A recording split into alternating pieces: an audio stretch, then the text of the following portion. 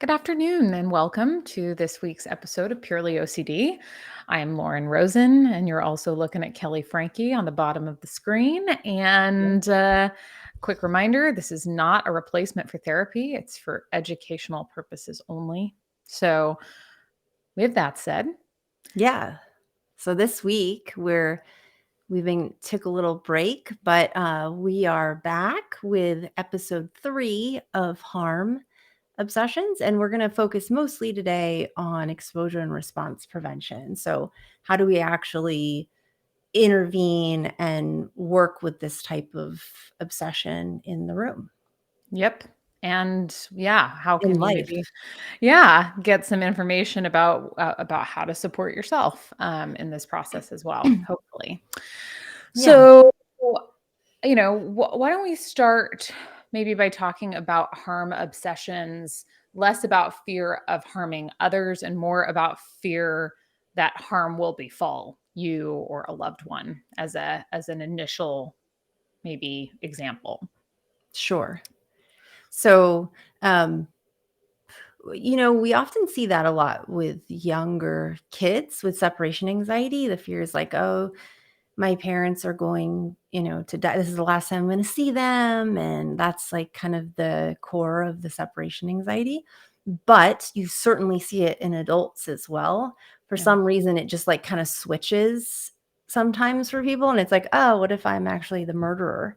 But so an example, if we're worried about dying or being killed or murdered in the middle of the night, because what if I left the window unlocked? Yeah. Then the exposures vary. And when we go through these exposures, I want to be really clear that everybody's treatment looks different. So the examples we give you here are not just like 100%, this is what you have to do. This is just guidelines of what typical exposures would look like, run-of-the-mill stuff. If you are seeing a treatment provider, just follow the course of treatment there and their treatment plan for you. This is not meant to be like, oh, we're just going to take this on and this is how you solve it. Right. Such an important point. And if you're seeing a treatment provider, they're going to give you much more tailored advice specifically to what you're going through. And as we said before, we can't give advice on this platform. It doesn't because we don't know you personally. Yeah. So, great caveat. Very important. So, okay. So you have this obsession, like what if somebody breaks into my house and murders me and my family? And I need to check the locks before bed. I need to ask my partner to check after, and then maybe one more time for good measure. Just for funsies. Just for funsies. So what happens is you have that thought come up and you want to do these compulsions, which we've talked about in the past episodes. And so when we're doing exposure and response prevention, we're trying to bring up the trigger on purpose so that you do have these thoughts and so that you can respond differently to the presence of those thoughts and the feelings that they tend to bring up as well. So if you're somebody with this fear that somebody's going to break into your house, how might you go about suggesting somebody try triggering themselves and getting those thoughts and feelings to come up more? Yeah. So we might do an imaginal exposure. We would certainly at some point remove husband or wife or whoever is accommodating in the family. And, we may even lock the window. If the window is open and we're closing it, we might lock the window with our eyes closed, walk away, maybe be talking while you're locking the door, because oftentimes there's like, we got to hear it. Yep. I've got to see it. I've got to fixate on it and make sure. Yeah. Right. And to resist, of course, the mental rumination that goes on around that. Yep. And asking for reassurance. But ultimately is like, do the windows actually need to be checked if they haven't been touched too? Yeah. Yeah. Not going back every single evening when they haven't been Yeah. opened. Although it's interesting, I have seen some clients who won't be as triggered during the winter months because they aren't opening windows. So we Um, open windows then. yeah, exactly, on Mhm. purpose, and Yeah. then close them. But I think you bring up like the just sort of to tease apart what you're saying for those who are watching. There's the exposure component, and then a lot of what you're talking about is the response prevention element too. Like, Yeah, sorry, I should have clarified no, that. no, no, not at all. Because it's all part and parcel of the same thing. And I think I Right. just wanted to sort of clarify that what you're saying about like making sure that you're not hyper fixating and like trying to like listen in that special way to make sure that you hear the click and feel Yeah, that that's satisfaction. the response prevention. Absolutely. And so so practicing um okay, my Yeah. computer is beeping. Yeah. Sorry. Beeping computer. Come on now. And I love when it gets me off of my train of thought. Well, so the exposure part is actively going towards the anxiety is like bring it on intentionally, right? Where our point is to actually try to evoke whatever the feeling is associated with that. And not always does that come with anxiety. The point is that we're just acting differently. We're going at it, shoulders back, jumping into it. Yeah, I That's right. see you and I'm coming for you. And then the response prevention is all the compulsions we're doing to remove all of those, right? So Yep. that's really where we want to focus a lot of our attention is the Yep. response prevention, removal of compulsions. Totally. And I love that you bring up the accommodation piece. I think it's really important because it starts to weigh heavily not only on ourselves but on our relationships, and then we Mhm. can't really turn. I know we've talked about this so many times that you can't necessarily turn as much for support because there's a lot of it's just it muddies things up a bit. So For sure. I think that working on like an accommodation hierarchy first, so really starting to go through the Mhm. ways in which you're relying on other people to check for you can be a good place to start. Right. Although it's all of it's challenging, and the one of the most important things about ERP is that we're doing things gradually. We're doing it one small step at a time. We're not taking on the biggest thing first. Although it life Yeah, doesn't really work on a timetable. yeah, um it's just it's sometimes it's just like you could even be working on something that seemed to be lower on your hierarchy yeah, and it ends up being a 10. So it's, totally. we want to not torture you. We want to be like, okay, let's give our client a win and Yeah, be like, let's do like tiny bites at first to get that confidence going. But at the end of the absolutely. day, OCD doesn't really care about Yeah, what you want. It's yeah, just like, no, yeah. you're probably gonna die tonight. It's all gonna be your fault. Yep, and, here's this trigger for you that you weren't expecting. You're Mhm, welcome, and, mhm. you can either respond to that by doing response prevention, by refraining from doing all of the compulsions, or by compulsing. One gets you closer to the life that you wanna live, and one usually gets you further away. Yes, it's so true. So okay, so we've talked about this instance in which somebody's like afraid that they're gonna get hurt. I also see this coming up sometimes with like natural disasters. So like Yeah, the fear that there's going to be an earthquake or there's going to be a fire or those kinds of things. for sure. Um, and so lots of ways in which people try to We uh, just had a tornado in LA what? touch down. Stop. Yeah. Oh, I thought I had texted you that, and you're like, "No way." No, I don't Okay, know. maybe It's good though. I my like that. brain took a night out. You did in your brain I though. did. I was like So I did. That's exactly what happened, is I said, "Lauren, you're not gonna believe this.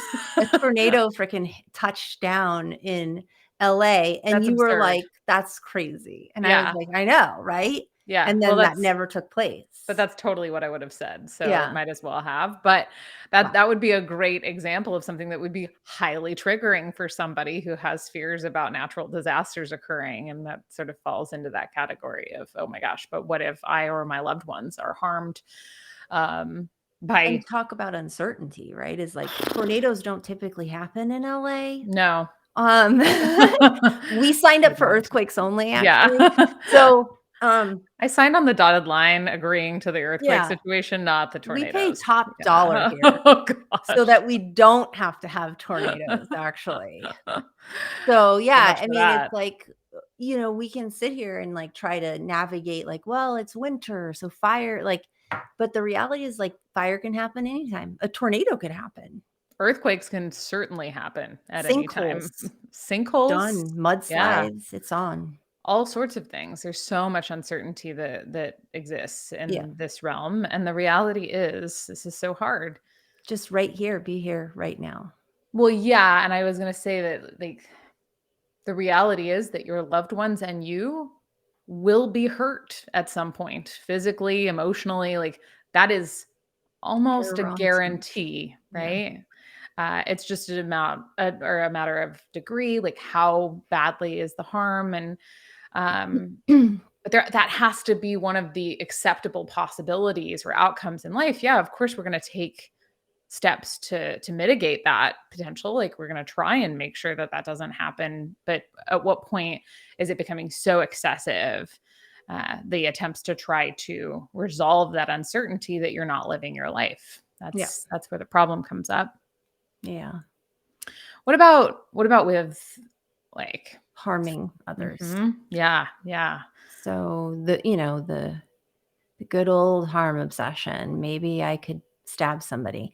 So with harm obsessions, they typically are related to like any like violent intrusive thoughts, let's go with. Let's Is go with that it. they might violent taboo, it might be raping, right? It could be Yeah, any of those. for sure. But sharp objects or any potential weapon is avoided. So we might then lean into it. We might be like, okay, if you're avoiding using a knife to cut carrots for soup and you really want those, then you're going to go ahead and cut it and maybe leave the knife out. Mhm.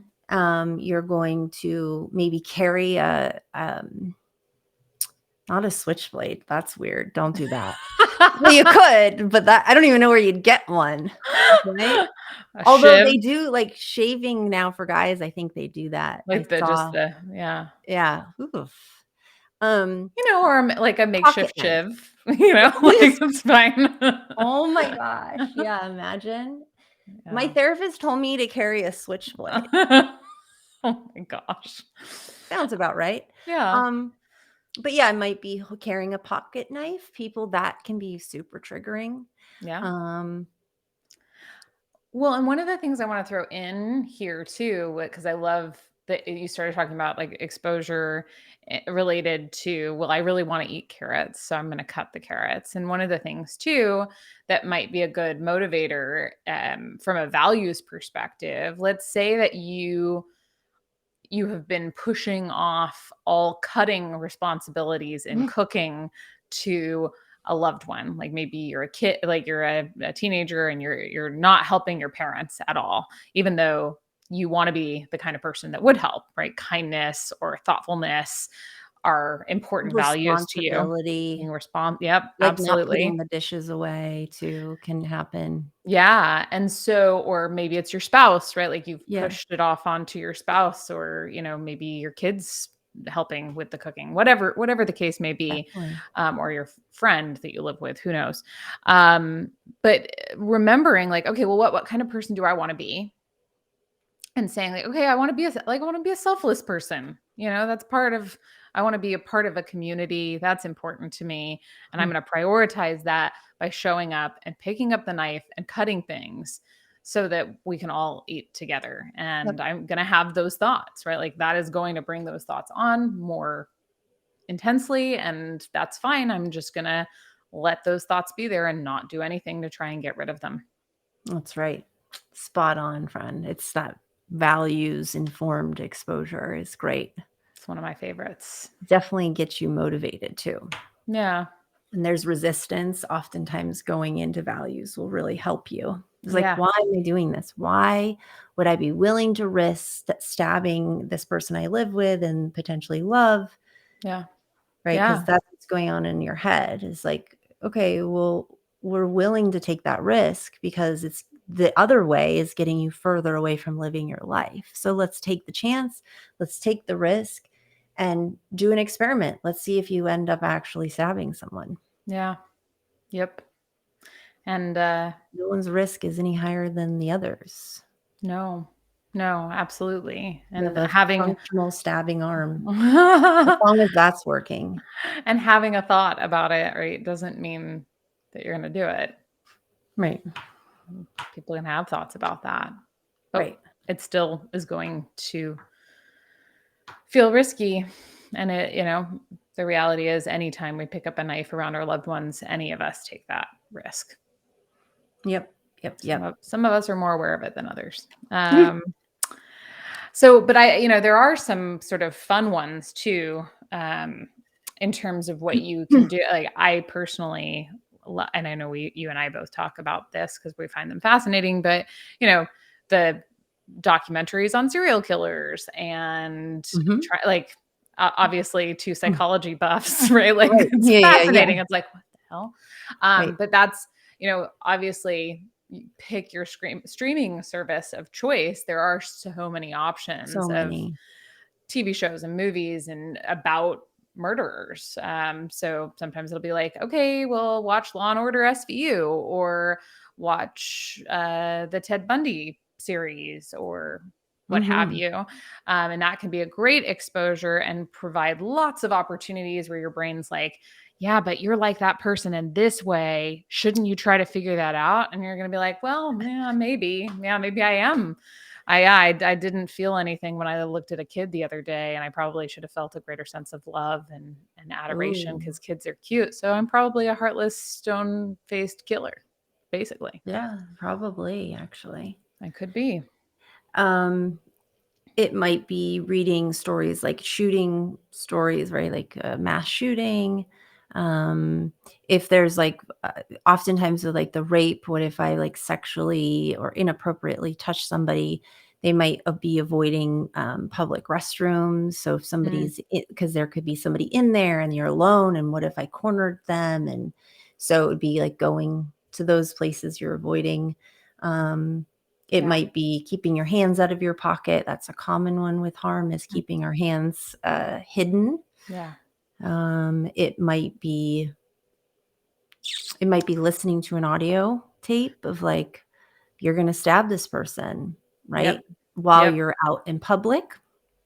You might find a good podcast, right? There are lots of podcasts that, any sort of media material, and that we do want to incorporate it as much as possible into your life as well, right? Because the goal of treatment is to get you back into living your life. So if you want to be walking on a daily basis and you know that listening to the podcast Serial is going to be highly triggering for you, then just throw your earbuds in and go for a walk, right? And then you're going to have plenty of opportunities to disengage from the desire to figure it out every single time that you hear something that's triggering. Yep, absolutely.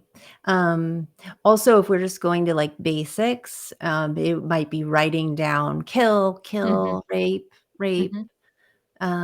murder, stab, blood, I'm violent, I'm a murderer, all those things. Snap's one of my favorite ones. Snap. What if I just snap? I'm going to snap.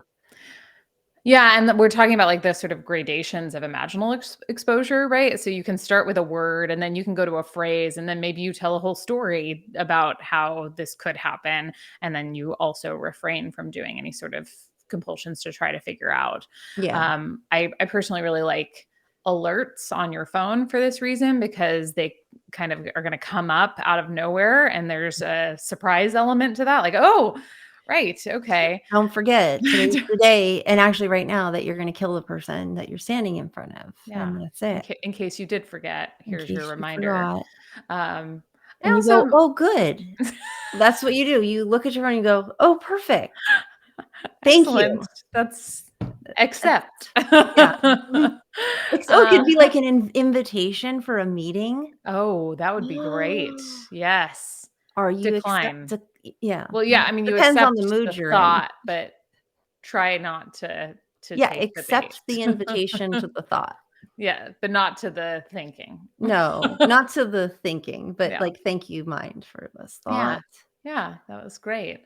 I like also using images. So obviously Same. this is gonna be difficult if you're like in a public space a lot with your phone or with your computer. But if you can, making the backdrop of your computer that, if you're working on a computer, which a lot of people are, you're going to see that 15, 20 times a day, the backdrop. And if it's a picture of a knife, right, that's going to be like, oh, right. Yeah, absolutely. That's such Yeah. a good one. Yeah. Um, Also, there might be particular people that evoke it more. So, like, Mm, one person, I might not be triggered in harming one person, but on another case, like my child, I'm like very concerned. So, yeah. it might be like looking at an image of our child or having a framed picture of them in our desk, holding that image and being like, I'm going to kill you. I'm going to Yes. harm you. I'm going to harm you, like over and over and over, repetition. Yep. But again, going back to like everybody's different. Yes. So this might all apply. None of it might apply. Some of it applies, Yeah. It's so so true. And also adding in, because talking about the value-based exposures or goal-based exposures, things that matter to you. I think that what you were just talking about, if you're avoiding certain people mhm. because they are particularly triggering, that you spend more time with those people. Yeah. And then maybe Hug you them instead of avoiding. Lean in. lean in. And then maybe you even like double up and you go see a movie, like a horror movie at the theaters with the person that you've been avoiding. Yeah. And you know what I mean? Like there's all sorts of ways to get creative about it. And look, if you don't like horror movies, you don't have to watch horror movies. No. Nobody's saying like it's No, really not at much all. more Functional. yes, much more important that we're getting you back to living your life than anything else. Yeah. And sometimes we'll overshoot the mark, like we'll have you like watch Sure. movies or Overcorrection. yeah, listen to or Carry a read switchblade. articles. Yeah, or a shiv or a Yeah. shiv. I'm in my mind, there's like a plastic knife that you're like taping, I don't know, to I like know a too. pen. Yeah. It's like a Um, spear. yeah, Just but man, really pocket knives, Swiss Army knives are good. legit. Um, it also could just be like, so on the podcast, I think I've shared this. I had a thought randomly right before a podcast what if I microwaved my cat? Yeah, I remember that. Right. So it might be holding my cat Maud and being like, oh, I love you so much. I'm going to microwave you later tonight. And then give her Yeah. kisses. Yeah, or maybe, like, walking by the microwave Oh, with yeah. while carrying Maude, opening the door, Well, like Maud lays on me like a that's true. parrot, so she's just there anyways, but yeah, Yeah. being like, "See, I'm gonna nuke some food, and there you Yeah. go. You'll be Mhm. done in 1 minute." That's what it says, 1 minute. Yeah. It's the cat setting on the microwave. Yeah, it's cat setting. Yeah, um, Frozen. don't put them on popcorn, that becomes a mess. Wow, Yeah. we're going really dark with this. Oh my gosh. Yeah, I mean, we are using humor, but the reality is we're doing that because scientifically it helps you. Yeah. You're you're actually sending these responses back to your brain that like, "Oh, we're okay. We're smiling. We're Yeah, right. laughing. Yeah. So we're okay. Like, let's keep moving through. It's just a false alarm, guys." Yeah. So you might not be able to access that right away. Some people never access that, but by all means, like if you can, do it. Yeah, Even if it's a absolutely. halfway smile, it's biofeedback to your brain. We're good. Mostly good. Mostly. I think there's nothing better than I think I've talked about this too, that when we like cultivate other feeling states or we do things that are likely to cultivate other feeling states, it's not like we're trying to get rid of the anxiety. It's like, Mm-mm. why not add a little bit of levity to a really heavy experience? Not to get rid of the heavy, but so that you're having both. I can't tell you, anyone who's watching how many times Kelley and I, like I've called Kelley triggered and been like, "Okay, well, this is fun. Yeah. I guess we're just doing this now." Yeah. But like having that laughter and that ability to, you know, to Get just space. yeah, is, because that's it. We're taking our thoughts too seriously. yeah. And life's too important for that Yeah. shit. Yep. And our feelings. Like Oh, yeah. Well, that's whoever was like, you know what? Feelings. Let's let them take charge. That's not a good plan. no, No. no. Mm-mm. No. We don't have to follow every feeling. Just because we feel it doesn't mean it's true, right? Yeah. People will say, like, oh, it feels off. Or like, oh, I feel irresponsible. Okay, well, Yeah. those aren't actual feelings, but what you're feeling is anxiety. And just because you feel anxiety doesn't mean that anxiety is needed or that your life is in danger. Right. It doesn't necessarily mean there's a threat. And if we start acting as like based on our feelings, if we let our feelings make all our choices for us, our lives are going to start to devolve because we'll be behaving like toddlers, Yeah, basically. Right. quickly, Yeah. actually. Hmm. Totally. Yeah, So yes, not a good yeah. way to go. And And depression will kick in too. If that wasn't enough, there's more. congratulations with your anxiety, you get a side of depression. Yeah, we'll throw in a new car. That would be nice. So, yeah. Yeah.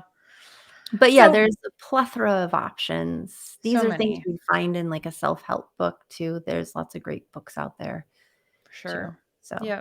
absolutely. So hopefully you found something in this helpful and your understanding of what exposure and response prevention might look like.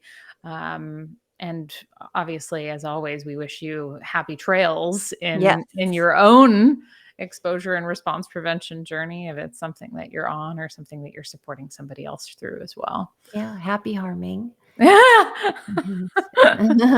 Have fun. Yeah. And yeah, I guess so. Are we on for next Yeah. week? Yeah. Yeah. We'll be on to a new topic. We haven't even decided which one yet. Ooh. So like roll of the dice, I guess Yeah. we'll have Probably to, another subtype. yeah, exactly. Yeah. So tune in next week to find out. Yeah. The cliffhanger. Yeah. All right, guys, have a Okay. good one. Bye. Bye.